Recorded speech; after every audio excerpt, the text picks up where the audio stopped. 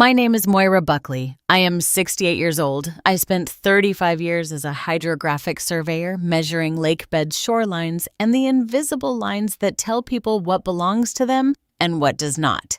Last Tuesday, my daughter called to tell me they had sold my lake house. The buyers were moving in Friday. She said it like she was reporting the weather flat finished already done. I held the copper compass Frank gave me 44 years ago. I turned it over twice. Then I smiled. "But you forgot something important," I said. My daughter frowned through the phone. I could hear the frown. 35 years of reading terrain teaches you to hear what you cannot see. What are you talking about? Old woman, I sipped my coffee. It was still hot. I had time. The buyer who signed those papers was me, my LLC, my money. My house purchased back from the daughter who forged my name to sell it. The forged power of attorney was only the beginning. What happened at the closing meeting 3 days later would end a marriage, a real estate career, and a conspiracy that started in my daughter's printer tray. Welcome back to Alpha Mom Stories, a channel where mothers share the moments that tested their patience and the quiet strength that carried them through. If this one hits close to home, drop a comment and be sure to subscribe because this story has a closing date and you do not want to miss what walked through that door. Moira Buckley, retired hydrographic surveyor, 35 years in the field. I started at 22, one of 3 women in the Vermont State Certification Program. The men called me the girl with the compass. I showed up earlier than they did. I stayed later. I measured more carefully. I outlasted all of them. My father was a postal worker. He carried letters 6 days a week for 31 years and never once complained about rain. My mother waitressed at a diner on Route 7, the one with the neon pie sign that buzzed all night. She could carry 4 plates on one arm and remember every order without writing it down. Everything I built by measuring land and showing up before sunrise. My office was the spare bedroom at the lake house. Drafting table by the window, transit level in the corner, cleaned and calibrated every 6 months. Rolled maps in cardboard tubes stacked against every wall, each one labeled in my hand. And on the desk, the copper compass Frank gave me the day I passed my certification exam. My client list took decades to build. State agencies, the Army Corps of Engineers, private landowners, tangled in boundary disputes, 3 lakefront developments along Lake Champlain, all surveyed by my hand. I drew the lines that told people where their property ended and someone else's began. I never imagined I would need to draw that line for my own children. I retired at 63. The lake house on Lake Champlain, bought 40 years ago, $47,000 in 1986, now appraised at $1.2 million. My pension pays $1,900 a month. Social Security adds $1,700. The mortgage was paid off in 2004. I was not wealthy, but I owned my home outright and I knew exactly where every property line fell. The lake house has 4 bedrooms, cedar shingles weathered to silver by 40 winters, a wraparound porch that creaks in the right places, the places where Frank and I wore grooves into the wood with our rocking chairs. The dock stretches 30 feet into Lake Champlain.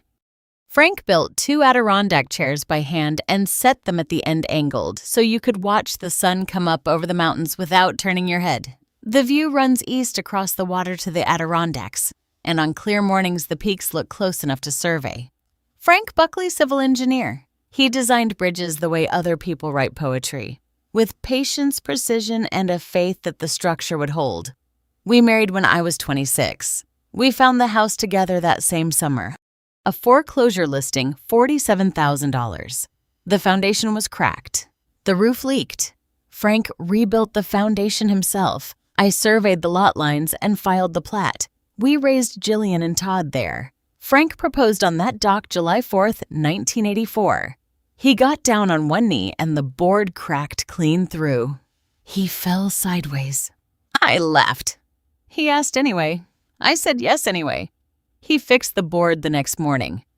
Frank died 5 years ago, heart attack at 63 at his desk, working on plans for a pedestrian bridge in Stowe. His reading glasses were still on when they found him. After Frank died, the lake house became my anchor.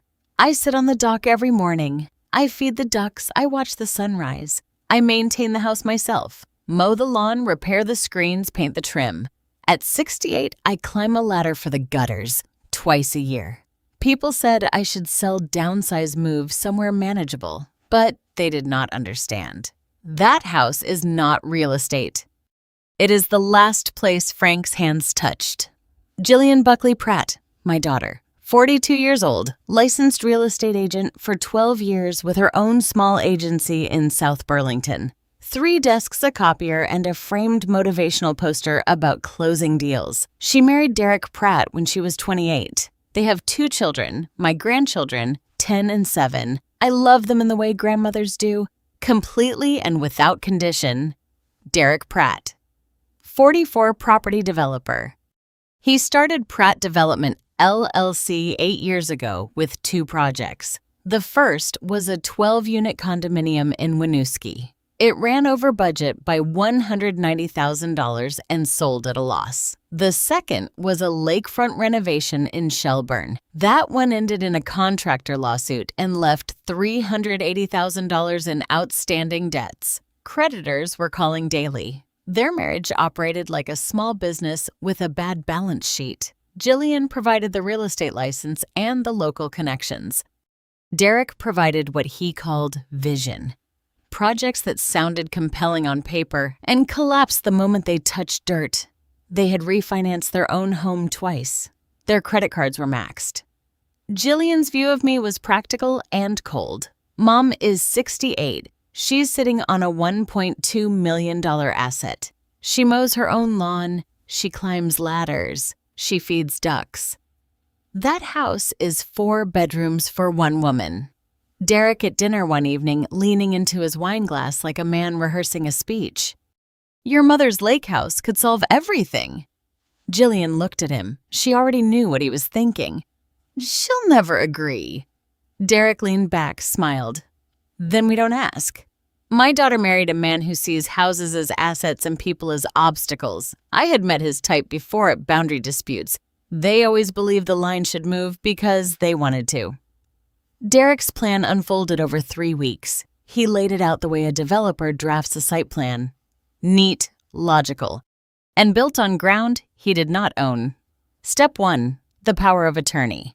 Derek downloaded a Vermont POA template from a legal forms website. Jillian practiced my signature using old Christmas cards and the guest book from Frank's memorial service. 20 attempts on line paper. The first 19 were too wide, too loopy, too hesitant. The 21st was what Jillian called close enough. In surveying, close enough is how bridges fall down. Step 2, the notary. Gary Phelps, semi-retired Essex Junction. Derek paid him $200 in cash. Phelps did not verify identity. He did not ask for the principal to appear. Jillian signed as Moira Buckley. Derek presented a photocopy of my driver's license, not the original, a photocopy. Phelps stamped what was put in front of him and went back to his crossword puzzle. Step 3, the listing. Jillian listed the property through her own agency. 1.2 motivated seller. She used the forged POA to sign the listing agreement. The listing photos were taken on a Thursday afternoon while I was at my book club discussing a novel about a woman who loses her home. Step 4, the buyer. An offer came in within 10 days. $1.15 million from a couple in Massachusetts. Clean offer, quick close. Jillian accepted using the forged POA. Then there was Todd's role. Jillian called my son. Todd, we're selling Mom's house. It's for her own good. Todd asked the only question that mattered. Does Mom know Jillian's answer was crisp? She will after it's done. Todd said nothing. His silence was his signature on the conspiracy. My daughter is a licensed real estate agent. She has held that license for 12 years. She knows what a power of attorney requires. The principal's presence, proper identification of witness. She knows that forging one is a felony in the state of Vermont, and she did it anyway. Jillian grew up in the lake house. It should have been idyllic. The dock, the mountains. The cedar rooms that smelled like summer all year long. But I was gone weeks at a time, surveying lakes in the Adirondacks, mapping coastlines in Maine, measuring boundaries that other people needed drawn. Jillian, age 12, her school musical. She had a solo. Tomorrow from Annie. 3 weeks of practice in the upstairs bathroom, singing into a hairbrush. Opening night, Frank sat in the front row with his good shirt on. The seat beside him was empty. I was surveying a boundary dispute on Lake George, a property line that 2 families had been arguing over for 9 years. I left a message on the answering machine. "Jilly, I'm so sorry. I'll be home Thursday." She never played that message for me. I found it still saved on the machine years later, blinking red. She chose a lake over me. She always chose a lake over me. That is what Jillian told Derek when they were dating. He remembers it because he wrote it down. He would use it later. Jillian raised herself and Todd in the ways that mattered most to a child. She made the lunches. She did the laundry. She signed permission slips. Frank was present but gentle. The kind of father who reads bedtime stories but does not remember to buy the groceries. By adulthood, Jillian's resentment had hardened into a simple equation. Moira valued land more than children. The lake house became the symbol of everything I chose instead of her. She owes us that house. Derek gave that resentment direction. If she values property so much, let's take hers. My daughter's anger was real. I missed her solo. I missed volleyball games. I missed things I can never get back. But missing a school play does not give you the right to steal someone's home. Resentment is a reason. It is not a license. Tuesday morning, October. The kitchen smelled like dark roast and cedar. I sat at the table with my hands around the mug, the copper compass beside it like it always was. Frank's compass, the one he gave me the day I earned my certification, the one that still points true after 44 years. The phone rang. I almost did not answer. I was watching a heron through the window. Connie Salazar. We had worked together for 15 years. She was a surveyor before she moved to title examination. She does not call to chat. Connie calls when something is wrong. Moira. Did you list your lake house for sale? I set my coffee down. No. There's a listing on the MLS. $1.2 million. Buckley Pratt Realty. There's a power of attorney on file naming Jillian as your attorney-in-fact. I did not speak for 7 seconds. I counted them. In the field, I count seconds during silence the way I count paces during a survey to know exactly how far I have traveled. Connie. I have never signed a power of attorney in my life. Then someone forged one. I picked up the compass. The needle pointed north, steady, true. It did not waver. Connie. How long until closing? 3 weeks, maybe 4. Do not flag it in your system yet. I need time. Moira. She paused. Connie does not pause. What are you going to do? I turned the compass over in my hand. The brass was warm from sitting near the mug. Frank's initials were scratched into the back FB, done with a pocket knife on our first anniversary. What I have done for 35 years. Connie, measure the boundaries, then enforce them. That evening, I sat at the kitchen table with a legal pad and a pencil, not a pen. Pencils let you redraw the line. I mapped 3 options, the way I would map 3 possible survey routes through difficult terrain, each one with its own costs, risks, and margins of error. Option 1 called the police file a report, wait for an investigation. The problem was simple. It would become, he said, she said. My daughter would claim I had agreed verbally. Derek would back her story. The old woman narrative would surface. She cannot manage her own affairs. She is confused. The case would drag through months of interviews while the house slipped further away. Option 2, confront Jillian directly. Drive to her office, put the listing printout on her desk, demand an explanation. The problem was simpler. Evidence would be destroyed within the hour. The forged POA would vanish. The listing would be withdrawn. It would become a family argument, not a crime. And family arguments do not have consequences. Option 3, become the buyer. I underlined it twice. Form an LC, submit a purchase offer, let the sale proceed. When Jillian signs the transfer documents using a forged POA at closing, she commits a felony in the presence of witnesses, a title company, and a recording clerk. The forged POA becomes recorded evidence of a completed crime filed in county land records, permanent and public. I picked up the phone. It was 9:10. Raymond, I need you to set up an LLC tonight if you can. Vermont registration. Name Champlain Meridian Holdings. And I need you to make an offer on a lake house. Whose lake house, mine? Raymond Holt did not ask why. He had known Frank for 40 years. He knew me for 35. When a surveyor says, I need to redraw a line, you hand her the pencil. I'll have the LLC registered by morning. Tell me everything. The next morning, I drove to Montpelier. Raymond's office is in an old brick building on State Street. The kind of building where the stairs creak and the radiators knock and the law books go floor to ceiling, because Raymond does not trust digital files. Raymond Holt's 61 silver hair kept short reading glasses on a chain. He reads contracts the way I read survey maps line by line, looking for the errors that other people miss because they are in a hurry. Champlain Meridian Holdings. LLC was registered with the Vermont Secretary of State's office at 8:47 a.m. Raymond listed himself as managing member. My name appeared nowhere in the public filings. Not as member, not as officer, not as registered agent. Invisible. The strategy was precise.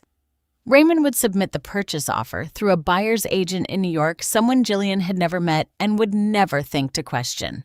The offer, $1.18 million, cash. Cash. No contingencies, no inspection period, no financing delays. A cash offer with no contingencies is catnip for a desperate seller. Raymond said, setting his glasses on the desk, Jillian will not shop this around. She will take it. Raymond explained the legal architecture. When Jillian signs the transfer documents at closing using the forged POA, she commits a Class D felony in the presence of witnesses, a title company representative, a recording clerk. Every document goes into county land records, deeded, stamped, and filed. A public record of a crime created by the criminal's own hand. Frank would appreciate the elegance, Raymond said. I nodded. He was right. Raymond understood what I was doing because he understood Frank. Frank built bridge structures designed to hold weight that no one can see until it is tested. I was building one too, and closing day would be the load test. 1 week later, the offer was submitted. $1.18 million cash close in 3 weeks. The paperwork was clean. The LLC was invisible. The buyer's agent in New York had never met Jillian and never would. Jillian called Derica from her office. I know this because Todd told me later, not out of courage, but out of guilt, which is the currency my son trades in. Cash offer, no contingencies. Jillian's voice was bright, relieved. The sound of a woman who believes the worst is behind her. Derek did not hesitate. Take it. Don't negotiate. Jillian called Todd next. The house is selling. Todd asked the question. He always asks the question that lets him feel morale without being brave. Does Mom know yet? Jillian's answer was the same. She'll know when it's done. Jillian accepted the offer. She signed the acceptance letter the way she had signed everything else. With my name in her hand, Moira Buckley, by Jillian Buckley Pratt, attorney in fact. The setup was complete. I know what Jillian said to Todd because he repeated it to me weeks later sitting at my kitchen table with his hands shaking. She said Mom doesn't need a lake house. She needs a 1-bedroom and a meal plan. Raymond called me that afternoon. They accepted. Closing is November 15th. Good, I said. That was all. I held the compass. The needle pointed north. It always points north. My daughter accepted a $1.18 million offer to sell my house to me. She did not know it was me. She was too busy counting the money to count the details. In surveying, we call that a blunder. An error so large it can only come from not looking. I asked Connie to send me a copy of the power of attorney on file with the title company. She did. No questions. Connie trusts surveyors the way surveyors trust their instruments because both have been calibrated by years of use. I studied the document at my kitchen table, reading glasses on pencil in hand, compass beside the legal pad. The signature was wrong, not dramatically wrong, not the kind of wrong that jumps off the page. The kind of wrong that only the person whose name it is would catch. The M was built incorrectly.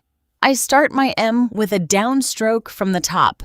Pen touches paper and pulls straight down before angling right. This M started from the bottom. The stroke climbing upward, someone copying the shape without knowing the motion. It is the difference between drawing a line and surveying one. A drawing captures the image. A survey captures the truth. The notary stamp belonged to Gary Phelps. Essex Junction. I checked his records through the Secretary of State's office. 2 prior complaints for incomplete record keeping. 1 from a title company, 1 from a bank. Phelps stamps what is put in front of him and does not look up from his crossword. Then I found the listing. The property description listed the lot as 2.3 acres. I pulled my original survey from the tube against the wall. M. Buckley, P.L. S. Written in my hand across the bottom right corner, dated 1988. The lot is 2.47 acres.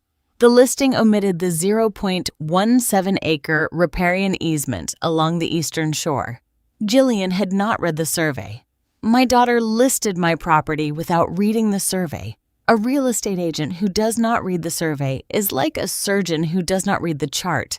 It is not just careless, it is dangerous. I drove to Montpelier on a Saturday morning. Elaine Buckley lives in a Cape Cod on a quiet street 2 blocks from the Capitol building. White clapboard black shutters. Window boxes that she replants every May.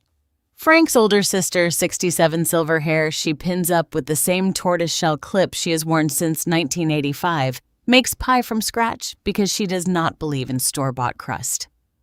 We sat at her kitchen table, coffee and blueberry pie. I told her everything. The POA, the forged signature, the listing, the scheme, Derek's debts, Todd's silence, the LLC. Elaine set down her fork. She did not speak for a long time. Then she looked at me with Frank's eyes, the same gray-blue, the same steadiness. Frank would be heartbroken, and then he'd be furious, and then he'd do exactly what you're doing. He'd build a bridge, I said. He'd build a bridge and make them walk across it into the truth. Elaine stood and walked to the hallway closet. She returned with an envelope, cream-colored Frank's handwriting on the front. She placed it on the table between us. Frank's letter, written 3 years before he died. Addressed to Elaine. Elaine, if anything happens to me, make sure Moira keeps the house. That lake house is hers. She found it. She surveyed it. She paid for it with 35 years of work.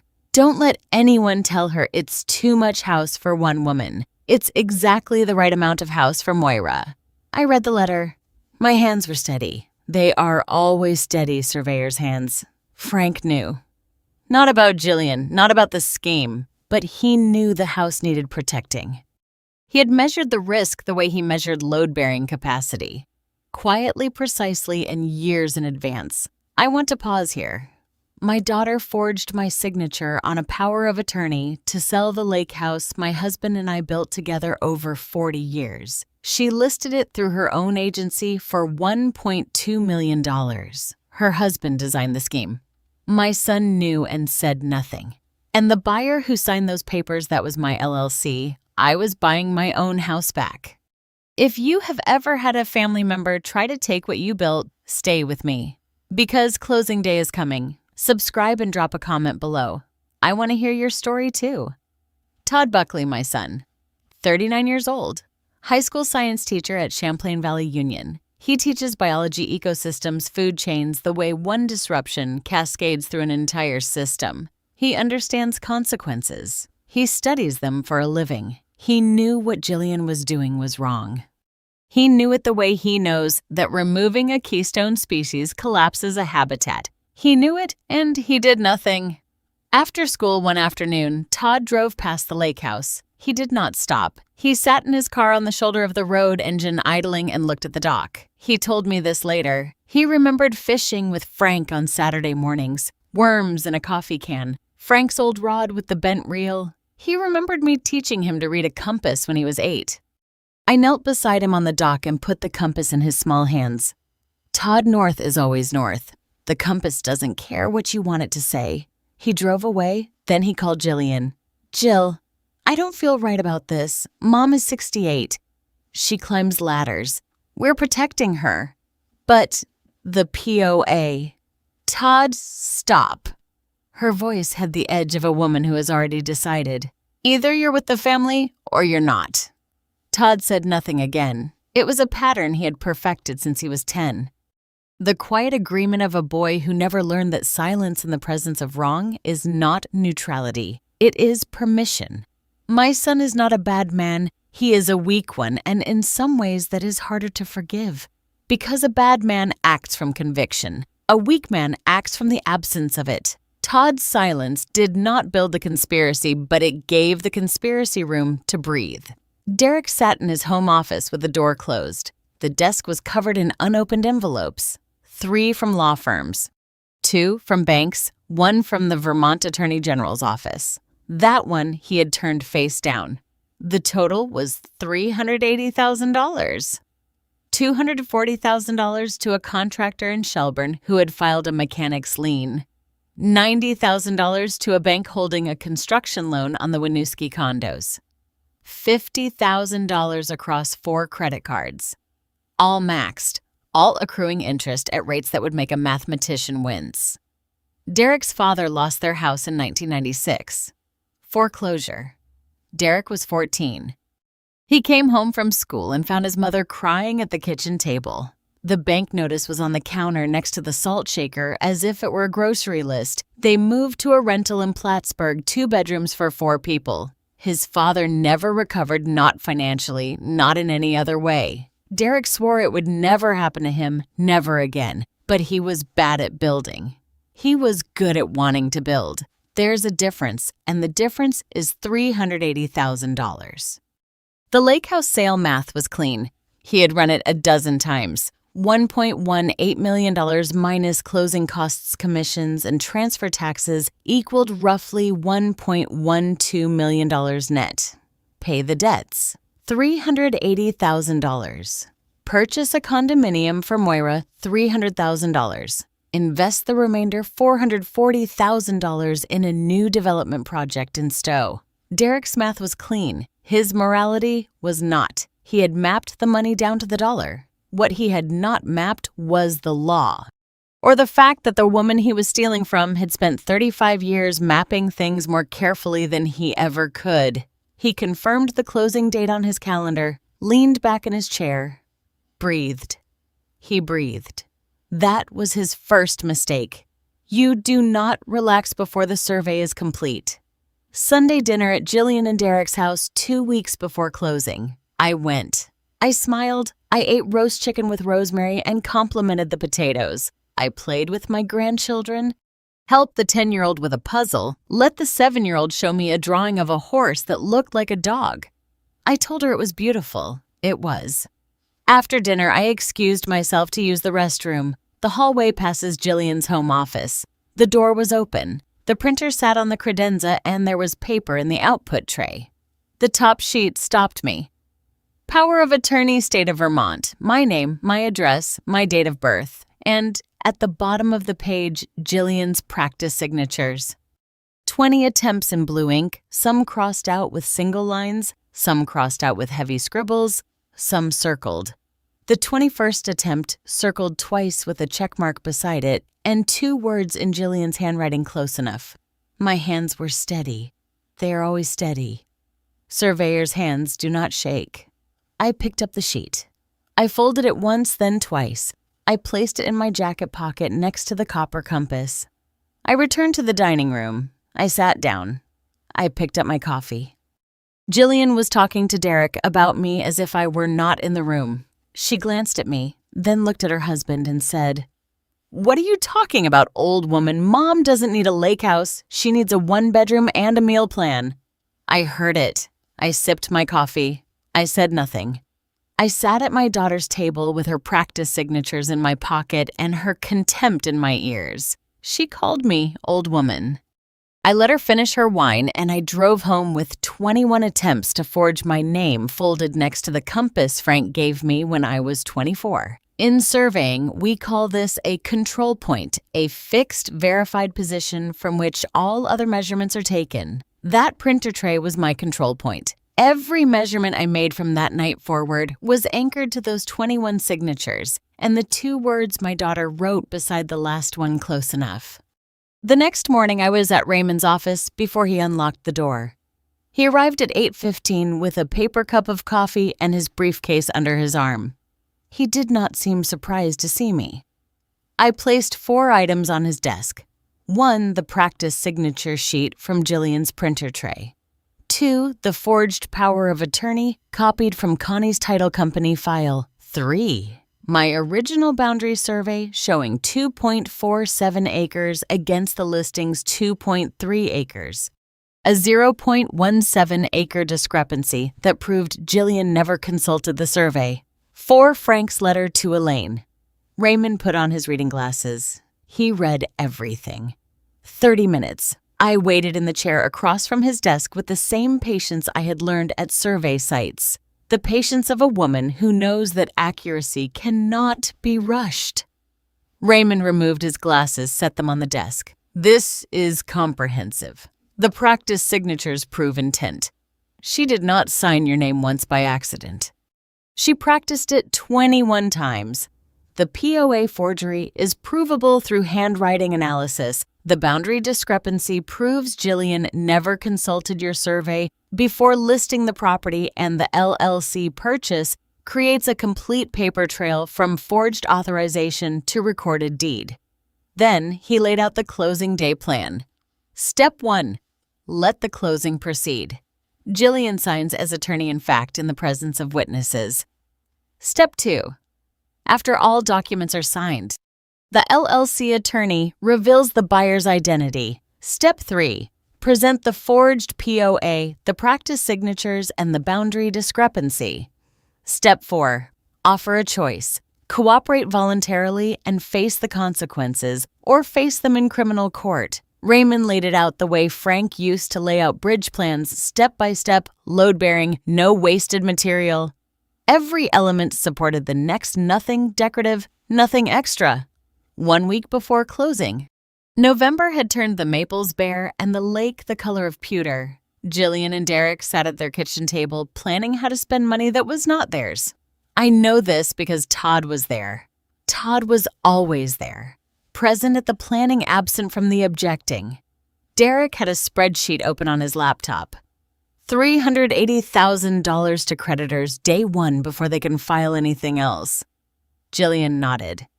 Then $300,000 for Mom's condo. Something nice, 1 level near a grocery store. Mom will be fine, Derek said. Better than fine, Jillian agreed. Safe in a condo, no ladders, no gutters, no dock to fall off of. They did not mention the remaining $440,000. They did not need to. The stove project was already sketched on a napkin in Derek's desk drawer. Meanwhile, I drove to the lake house. 1 last visit before closing. I parked in the gravel drive and walked the property. All 2.47 acres. Every boundary I had surveyed in 1988. The stone wall along the western edge, the stand of white birch at the northern corner, the eastern shore with its 0.17 acre riparian easement that my daughter's listing pretended did not exist. I walked to the dock. Frank's Adirondack chairs were faded now, the cedar gone pale. I sat down. The water lapped against the pilings in that rhythm it has kept for 10,000 years, unhurried indifferent to human plans. Ducks drifted past. The Adirondacks were turning gold with autumn. I held the copper compass. The needle pointed north. Always north. I sat on the dock where Frank proposed and watched the lake do what it has done for 10,000 years. Move without hurrying. I had spent 35 years measuring this lake's edges. Now I was measuring the edges of my family. I walked to the car. I did not look back. I would see the dock again. I was the buyer. 3 days before closing, Todd drove to Burlington. I know this because my apartment faces the street. I saw his Subaru pull in at 2:15. He didn't get out. He sat behind the wheel with both hands at 10 o'clock and 2 o'clock the way Frank taught him when he was 16. 20 minutes. I counted. I'm a surveyor. I count everything. My phone rang at 2:35. Mom, can I come up? Doors open, Todd. He sat at my kitchen table. The copper compass sat beside my coffee mug. Frank's compass, tarnished brass, the needle still pointing true after 44 years. Todd stared at it. He stared at it the way a man stares at something he's afraid to touch. Mom, do you ever think about selling the lake house? I studied my son. 35 years of reading landscapes taught me to read faces. The contour lines around his eyes were wrong. Too tight, too shallow. Guilt is a terrain feature like a sinkhole. The surface looks stable. Underneath the ground is already gone. No, Todd, I don't think about selling the lake house. He nodded, swallowed. His fingers drummed the table once. Mom, His phone buzzed. He glanced down. I watched his face change. The sinkhole collapsing inward, then filling itself with fresh dirt. He put the phone away. Never mind. I just wanted to see you. He hugged me at the door, held on 2 seconds longer than usual. I watched from the window as he sat in his car for 5 more minutes before pulling away. Engine running hands at 10 o'clock and 2 o'clock, going nowhere. I found out later what the text said. From Jillian. Don't. We talked about this. November 15th, stay the course. My son came to confess. His sister's text stopped him. Todd, you had one chance to be the man your father raised, and you let your phone make the decision. November 14th evening. My Burlington apartment was quiet. The kind of quiet that settles over a room when something large is about to happen. I sat at the kitchen table. The copper compass sat in front of me, tarnished brass catching the overhead light needle pointing north the way it always has. Beside it, a legal pad with my notes, and beside that, the folder. I opened it. I'd opened it 100 times, but tonight I read every page. Forged power of attorney. My name in Jillian's handwriting. Practice signature sheet 21 attempts. The last one circled close enough in blue ink. Original boundary survey. My survey drawn in 1988. Blue ink on vellum, signed M. Buckley, P.L.S. M.L.S. listing showing 2.3 acres where my map showed 2.47. Frank's letter to Elaine, the one that said the lake house is Moira's, and Raymond Holt's 12-page summary. 40 years of friendship compressed into legal paragraphs. I reread Raymond's last line. The closing of this transaction will constitute the completion of a felony under Vermont statutes annotated Title 13, Section 2002. I closed the folder, placed the compass on top. Brass on Manila, north on evidence. Tomorrow, 10 a.m. Parker and Associates Title Company, South Burlington. Jillian would arrive early. She always arrives early for closings. Derek would arrive in a suit. Todd would arrive looking like he hadn't slept, and I would arrive at 10:15, 15 minutes late after the signing was complete. I'd timed thousands of survey measurements to the second. Tomorrow's timing was the most important of my career. I turned off the kitchen light. The compass sat in darkness. The needle didn't care about the dark. It pointed north anyway. My daughter forged my signature to sell my lake house. Her husband designed the scheme. My son knew and said nothing. And in less than 12 hours, Jillian would sit in a title company office and sign closing documents using a forged power of attorney, selling my house to an LLC she didn't know was mine. Tomorrow is November 15th. Stay with me, because what happened at that closing table changed everything. November 15th, 9:30 a.m. Parker and Associates Title Company, South Burlington. I know the building. 2-story brick. Parking lot facing Route 7. I'd done title research there twice in the 90s. Boundary disputes that required survey verification. The conference room is on the second floor, long table, leather chairs, water pitcher. The kind of room where houses change hands and lives change direction. Jillian arrived first. Of course she did. Navy blazer, pearl earrings, leather portfolio. My daughter has done closings 100 times. She could recite the document order in her sleep. Today, she was the seller's representative, power of attorney in her portfolio. My forged name on the signature line, Derek at 9:45. Suit and tie. He hadn't worn a tie in 6 months. The knot was too tight. You could see the effort in his collar. Todd at 9:50. Khakis. Wrinkled blazer. He hadn't slept. I could see it from the parking lot, though I wasn't supposed to be watching. He sat at the far end of the table, as far from Jillian as the room allowed. The closing attorney was Patricia Oberg, efficient, precise. She laid out the documents 2 in thick, tabbed and flagged. The way I lay out survey instruments, everything in its place. The buyer's representative sat across from Jillian, a young attorney from Raymond Holt's firm, Sarah Folder, closed hands, folded, waiting. She gave nothing away. She was very good. Connie Salazar was in the back office. She knew. My daughter sat at the closing table the way she sits at every closing, confident, prepared, in control. She didn't know that the young attorney across from her worked for Raymond Holt. She didn't know the title examiner had called me 4 weeks ago, and she didn't know her mother was sitting in a car in the parking lot holding a copper compass, waiting for the signing to finish. Patricia Oberg began. She stated the parties for the record. Seller Moira Buckley, represented by Jillian Buckley Pratt, under power of attorney. Buyer Champlain, Meridian Holdings, LLC. Document by document, tab by tab. Patricia's voice was steady. She'd done this 1,000 times. Each page turned. Each signature line waiting. Jillian signed Moira Buckley by Jillian Buckley Pratt attorney, in fact. She wrote it 7 times. 7 signatures, each one confident, each one fluid, each one a separate count of fraud. Derek watched from across the table. I know the look. I've seen it on contractors watching a foundation pour. He was calculating. Proceeds minus closing costs minus commission. The commission went to Jillian's own agency. My daughter was collecting a fee for selling her mother's house, 6% of $1.2 million, $72,000 for forging my name. Todd signed as witness. His hand shook. Patricia noticed. Her pen paused for half a second, but she said nothing. Closing attorneys see a lot of nervous hands. They don't ask why.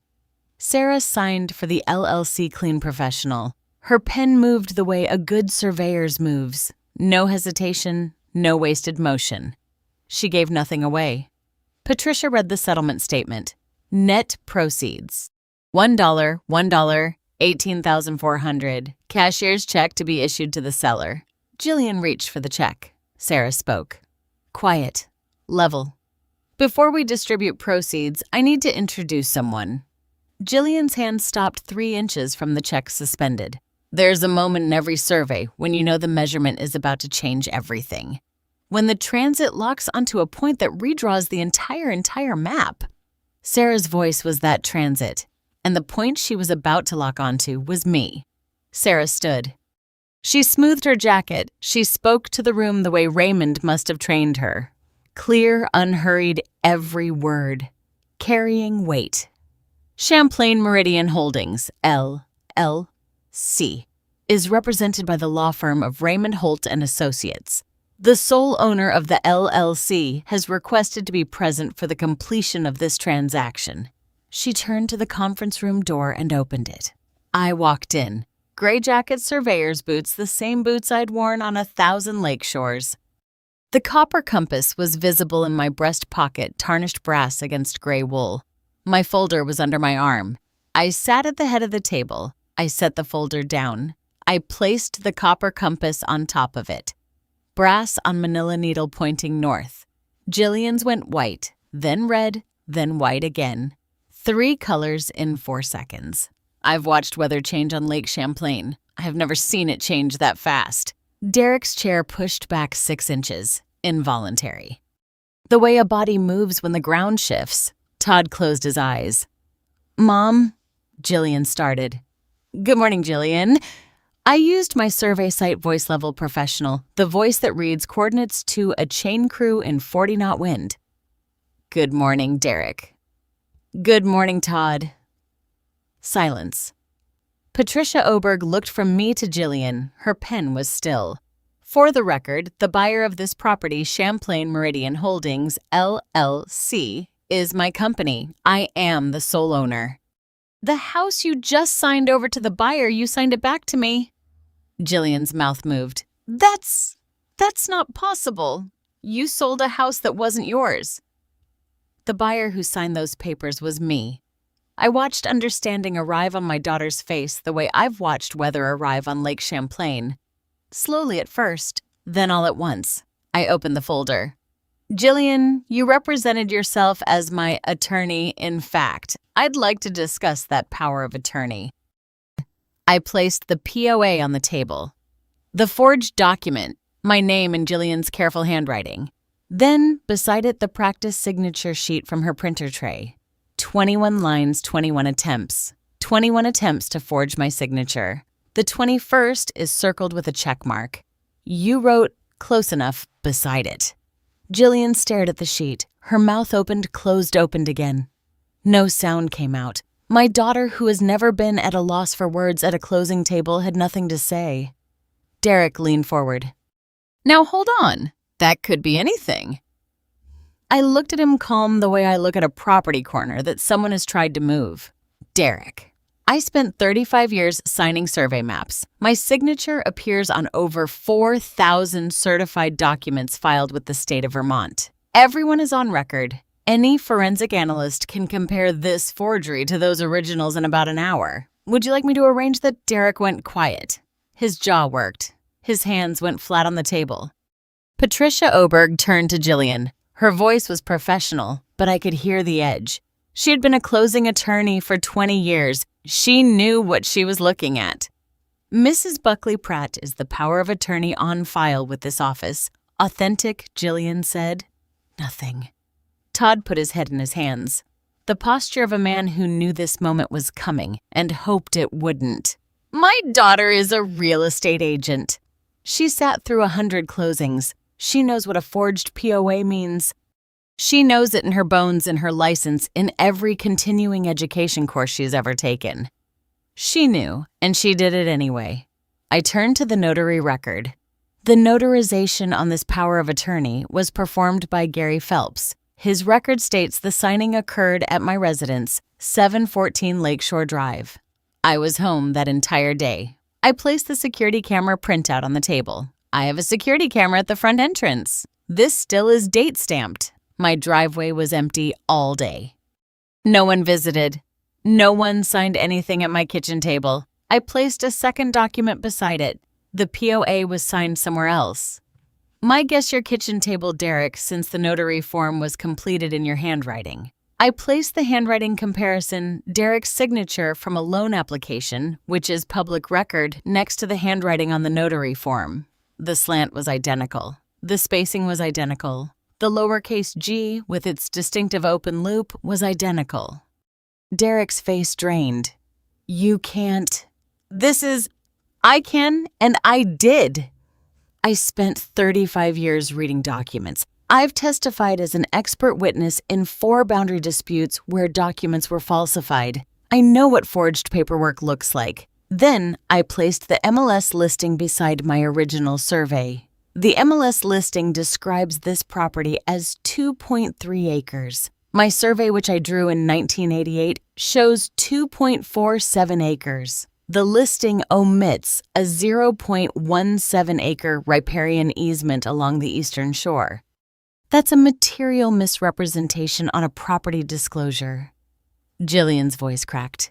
Mom, you don't understand. We were trying to help you. I looked at my daughter. I kept my voice level the way a compass needle stays level no matter what's happening around it. You told Todd I don't need a lake house, that I need a 1-bedroom and a meal plan. You called me old woman. I heard you, Jillian. I was at your dinner table with your practice signatures in my pocket. The survey maps were still on the table, blue ink on vellum M. Buckley P.L.S. My lines, my work, my property. My daughter called me old woman while I sat at her table with 21 attempts to forge my name in my jacket pocket. If you've ever been underestimated by someone who assumed you were too old to notice, you know exactly what this feels like. Drop a comment, hit subscribe, and stay with me because I'm not finished yet. I turned to Todd. My voice softened. Not much a quarter tone, but enough for everyone in that room to hear the difference. Todd. He looked up, eyes read the face of a boy who broke a window and waited 3 days to tell his father. You knew. You knew the POA was forged. You knew I never agreed to sell, and you said nothing. Mom, Jillian said it was for your Todd. Your father gave me a compass when I was 24. He said, Moira, north is always north. The compass doesn't care what you want it to say. You knew which direction this was heading. You chose not to look. Todd's face broke. Not dramatically quietly like surface erosion. The kind you don't notice until the bank is gone and the water is somewhere it shouldn't be. I'm not going to ask you why. Your sister has been making decisions for you since you were 10. She packed your lunch. She chose your clothes. She told you what to think about your mother, but you're 39 now. Silence is a choice. It was the wrong one. I'm sorry, Mom. I know you are. We'll talk about what sorry looks like later. Right now, sit and listen. My son's apology was real. I could see it in his face. The same face that looked at me over oatmeal when he was 6 milk on his chin asking why birds fly south. But apologies don't fix forgeries and sorry doesn't enlist a house. Raymond Holt stood. He buttoned his jacket, a small gesture, but deliberate. The voice of Frank's oldest friend and a 40-year attorney filled the room the way low pressure fills a valley. Steady, inescapable. For the record, the documents signed today constitute the completion of a real estate transaction using a forged power of attorney.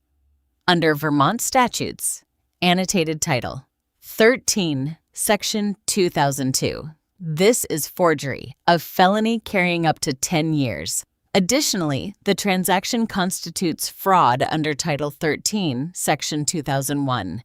It constitutes elder financial abuse under Title 33, Section 6913, and it constitutes unauthorized practice of attorney-in-fact authority.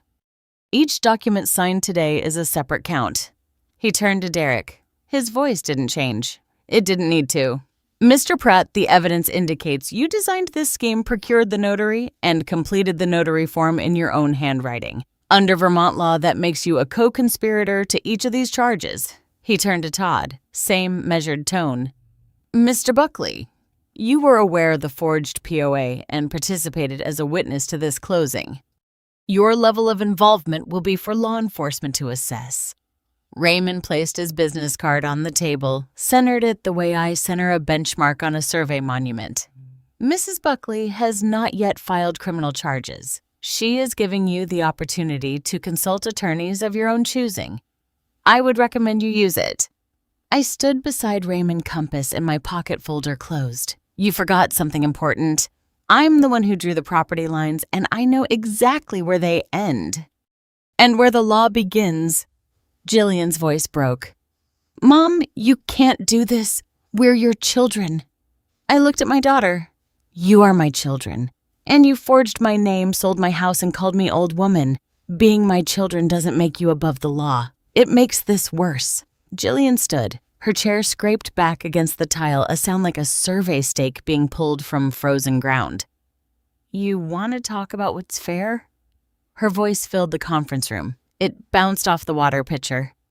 It rattled the window blinds. You were never there. I raised myself. I raised Todd. You were on some lake drawing lines while I was making dinner at 12. I didn't move. My hand stayed on the table. The compass stayed in my pocket. North stayed north. You chose lakes over your children. You chose property over people. And now you sit there with your compass and your folder and you act like you're the victim. The conference room was silent, except for Jillian's breathing. Patricia's pen had stopped mid-note. Connie stood in the doorway, file folder pressed to her chest. Derek stared at the table. Todd stared at nothing. I waited. I let the echo of my daughter's voice fade the way I let the echo of a chainsaw fade before I take a measurement. You can't read the land when there's noise. You wait for the quiet. Then quietly, You're right about the school plays, Jillian. I missed your solo in 4th grade. I missed your volleyball semifinal. I miss things I will always regret, but I was working. I was earning. I was paying for the house you grew up in, the college you attended, and the license that lets you sell real estate. Every survey I drew paid for your braces, your college, your real estate license, the house you tried to sell. I paid for it with 35 years of early mornings and late nights on lakes you never bothered to visit. I paused. One breath. Missing your school play is something I owe you an apology for. And I've offered that apology many times. You've never accepted it. But forging my signature, selling my house, and calling me old woman at your dinner table that isn't collecting a debt, that's committing a crime. And there is no amount of resentment that turns a felony into justice. Derek reached over and pulled Jillian back into her chair. She let him. The fight left her body the way heat leaves a lake in October fast, and all at once Derek quiet. We need a lawyer. I nodded. Yes, you do. Derek sat hands flat on the table, palms down, the posture of a man whose spreadsheet just deleted itself. I could see it happening behind his eyes, the numbers dissolving, the $380,000 payoff, the condo in South Burlington, the Stowe development, the new truck, all of it. Every cell in his mental spreadsheet, going blank.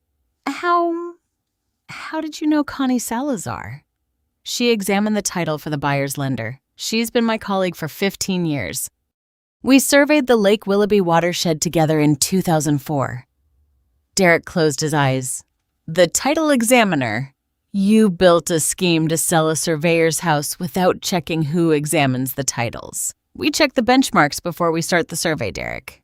You didn't check a single one.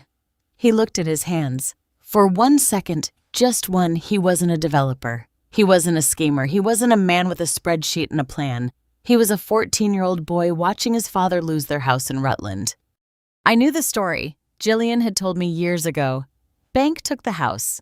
Family in a rental by Christmas. The fear was real. The $380,000 was real. The desperation of a man who swore he'd never lose a property was real.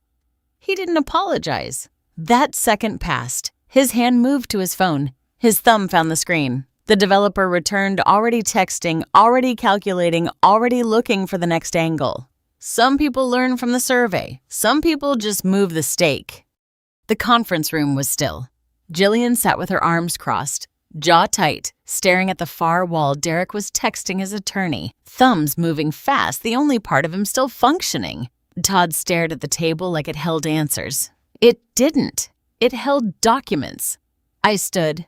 I picked up the copper compass. I put it in my jacket pocket.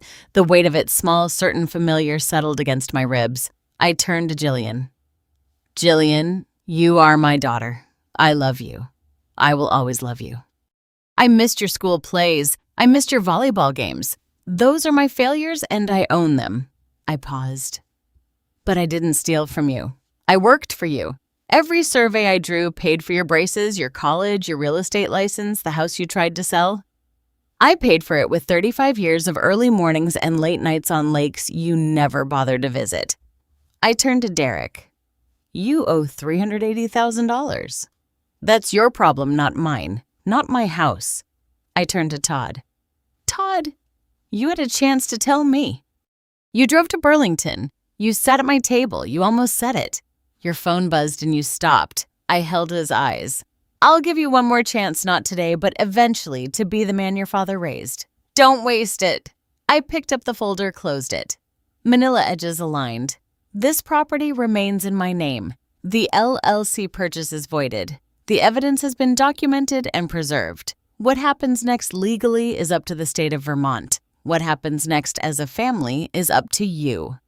I walked to the door, stopped, turned. The lake house dock needs restaining before winter. I'll do it Saturday. If any of you want to help, you know where I'll be. I walked out, compass in my pocket folder, under my arm, surveyor's boots on tile floor. I didn't cry. I don't cry at surveys. I read the data, marked the boundaries, and filed the report. The crying would come later. On the dock at sunset in Frank's chair.